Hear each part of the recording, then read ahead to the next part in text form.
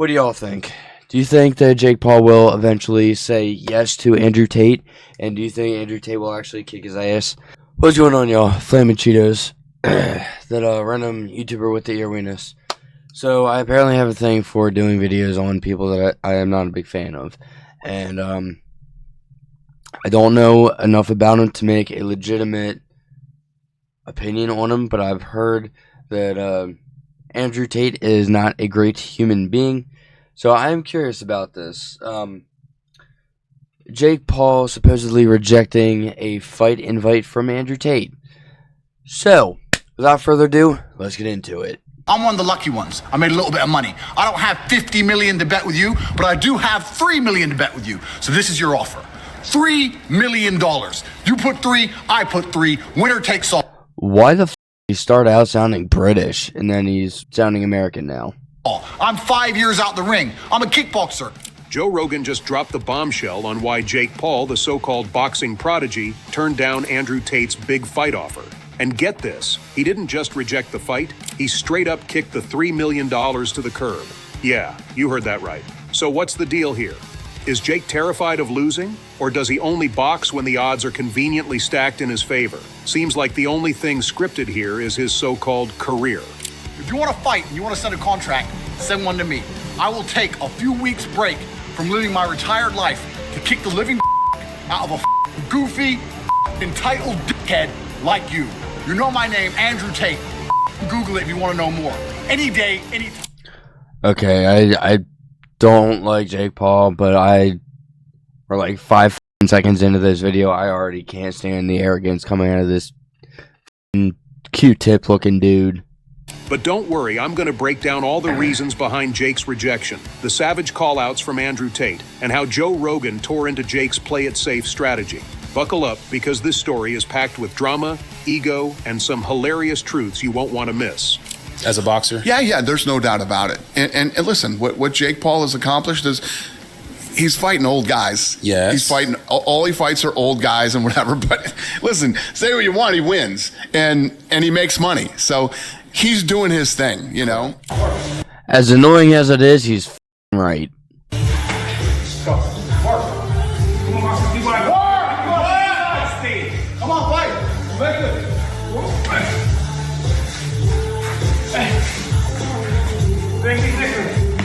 Come on, 20 seconds to work, Austin. Let's go.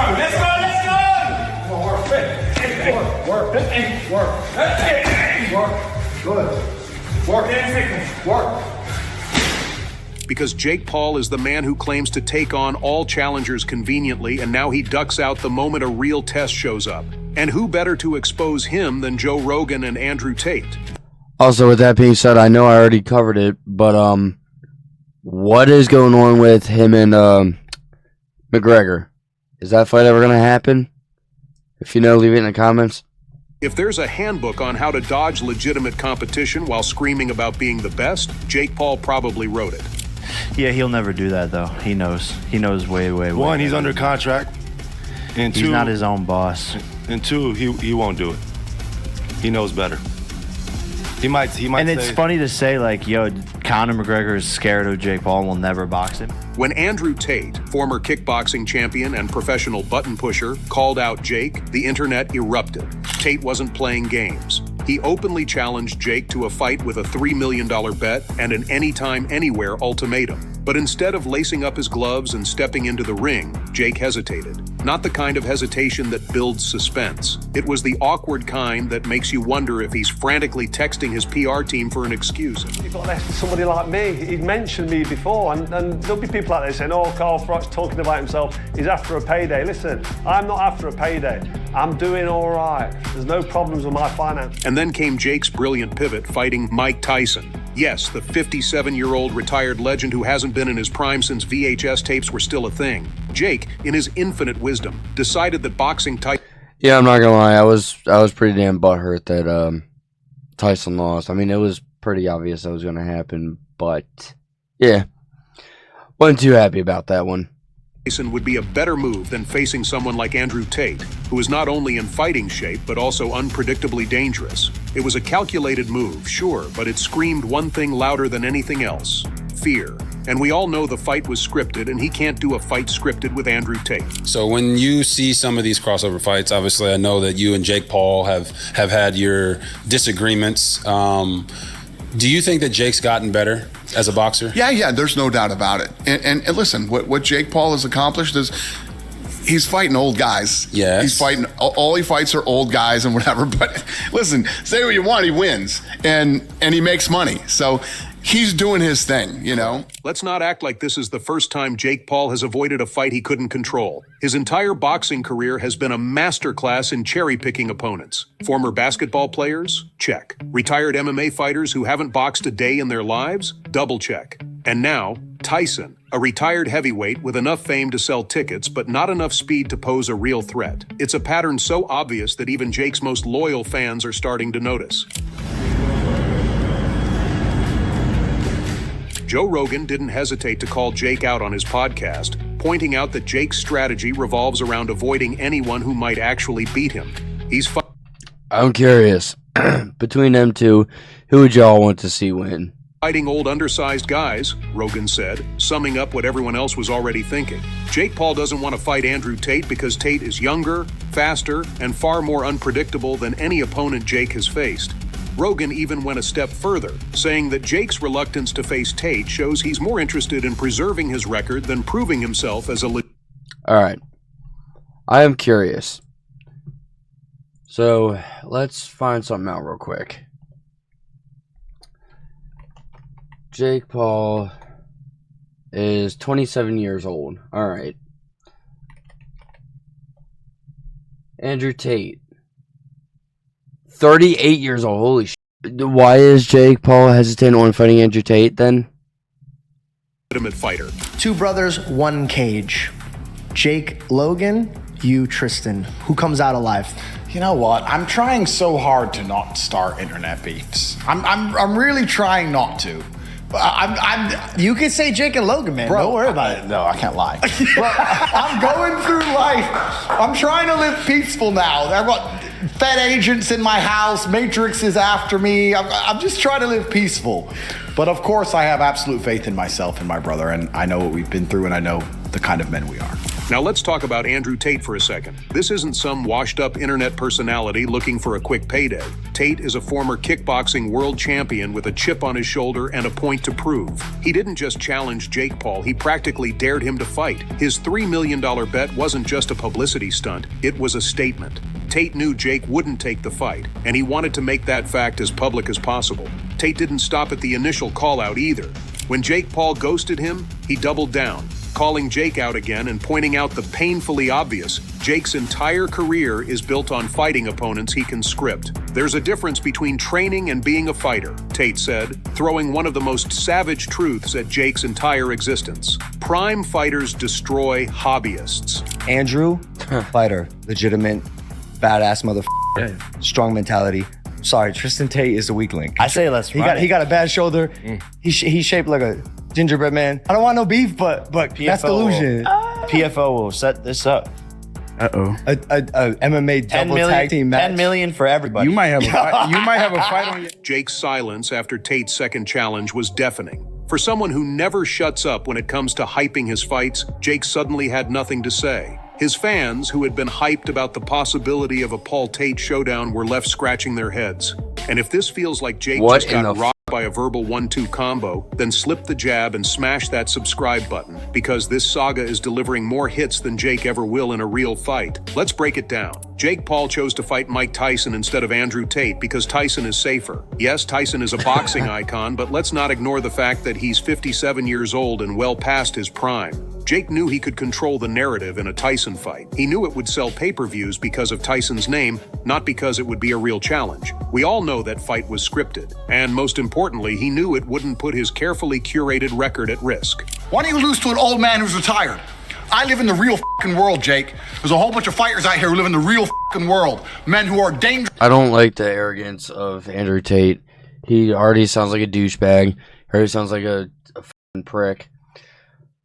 But if he's gonna give Jake Paul the reality check of like real boxing, real fighting, let's fucking do it. Let's fucking go. Come on, Paul. dangerous and dedicated their lives to this sport and don't have a fucking fraction of the money you have because you managed to become a fucking clown. Contrast that with Andrew Tate, a fighter in his mid-30s in top physical condition with years of experience in combat sports. Tate is unpredictable, skilled, and absolutely not interested in playing Jake's game. If Jake stepped into the ring with Tate, he wouldn't just risk losing, he'd risk being exposed as the hobbyist Tate accused him of being. Go fight! Hey, fight! Hey, go fight! Hey, hey, work! Hey, work! Hey, work! Hey, work! Hey, work! Work!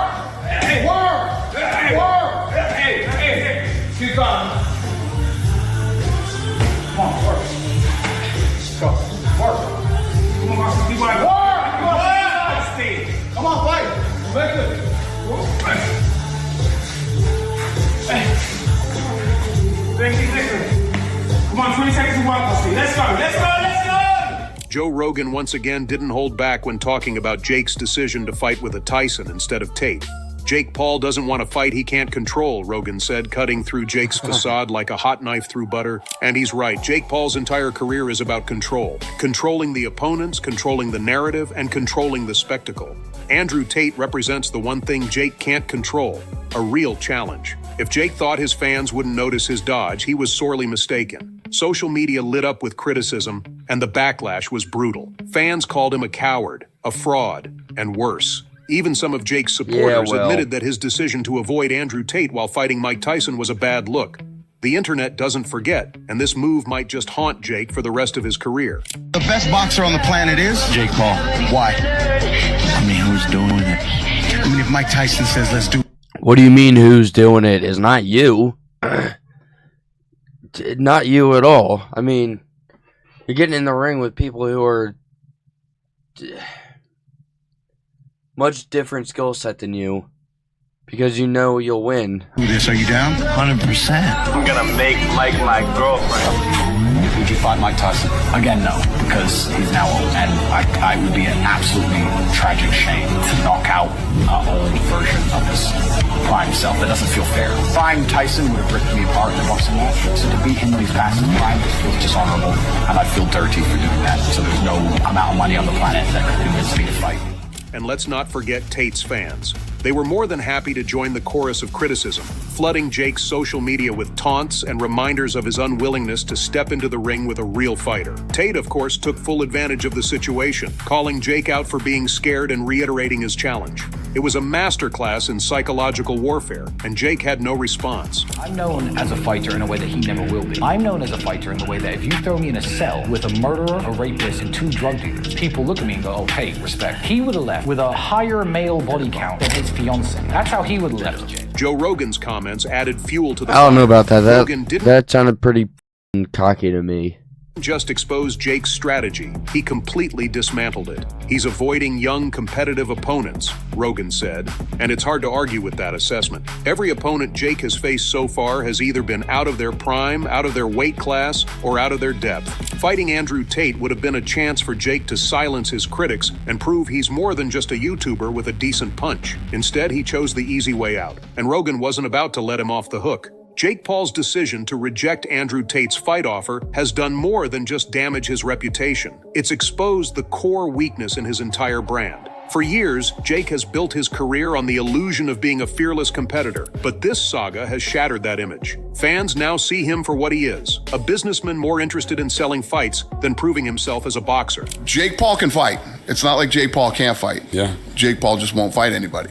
And then there's the looming question. No, bullshit. Bullshit.